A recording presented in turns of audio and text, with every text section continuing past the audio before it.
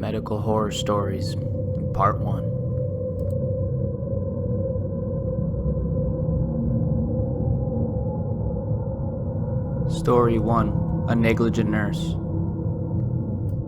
Richard Smith was admitted to an ICU in Florida named North Shore Medical Center after a dialysis session where he had severe shortness of breath complaints. This is somewhat common amongst dialysis patients.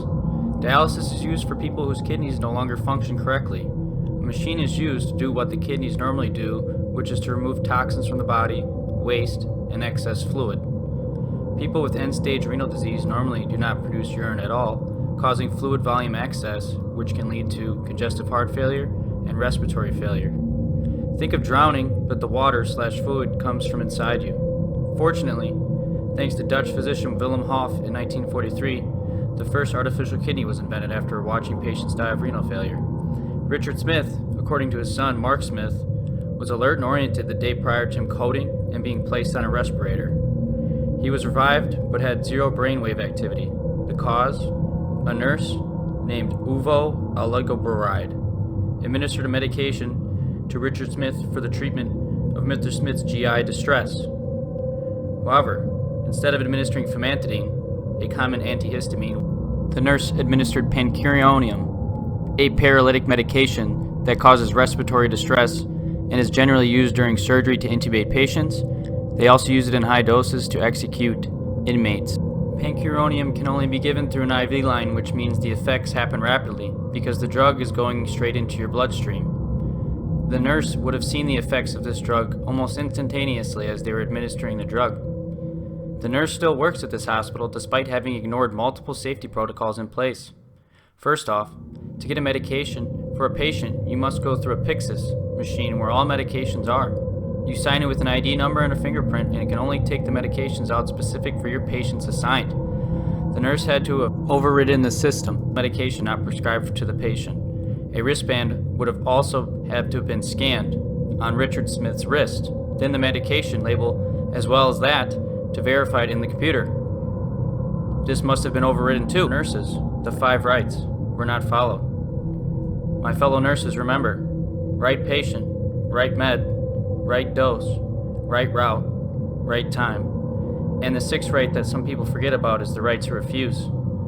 All of these ignored killed 79-year-old Richard Smith, July 30th, 2010, whose wife of 55 years now resides widowed. The elderly couple recently adopted 2 kids, a 2 and 10-year-old whose parents recently just died. They both were teachers and adopted and taken in as many kids over time. Mark Smith, Richard's biological son, says before his death he was completely independent, only needing a walker to get around.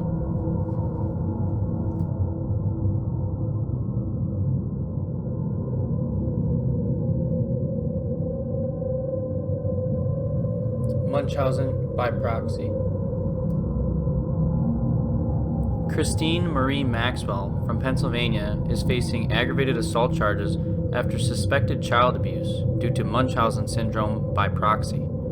This syndrome is faking illness or disease through another person, that person being her son, who is only 8 years old.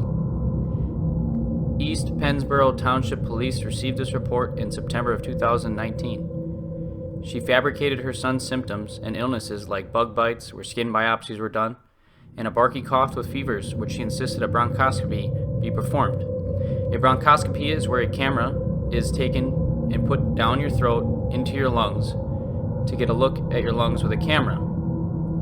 Skin biopsies where they take a piece of skin, run it through the lab to see if you have an infection or some sort of disorder in your skin. A barky cough could indicate croup to the medical staff, which causes swelling to a child's airways from a virus. An appendectomy was also performed on this child, as well as a colonoscopy. The biggest concern I have is that despite no evidence being found of any of these issues she was reporting about her child, the medical staff still performed invasive and dangerous procedures on the child. It seems as if they caved to the persistence of the mother, despite their suspicions, instead of advocating for the patient, her son. Andy Warhol.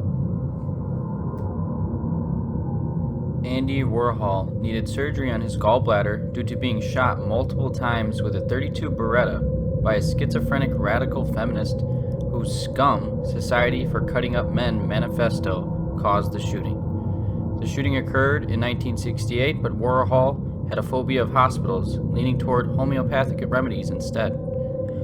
After the shooting, he had to wear a medical corset the rest of his life to keep his organs in the proper place. On February 21, 1987, Warhol died shortly after surgery, caused by heart failure. He was being given 2 times the amount he was supposed to be given, and no one was keeping track of his intake and output, nor did anyone do a respiratory assessment, while he was sedated on morphine via IV. If your patient has IV fluids running, you must make sure they're excreting what is being put in.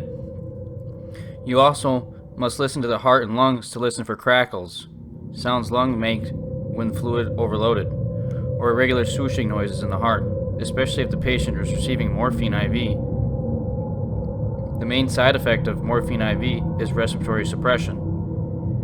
After Warhol's autopsy, it was determined his lungs and trachea were completely full of fluid.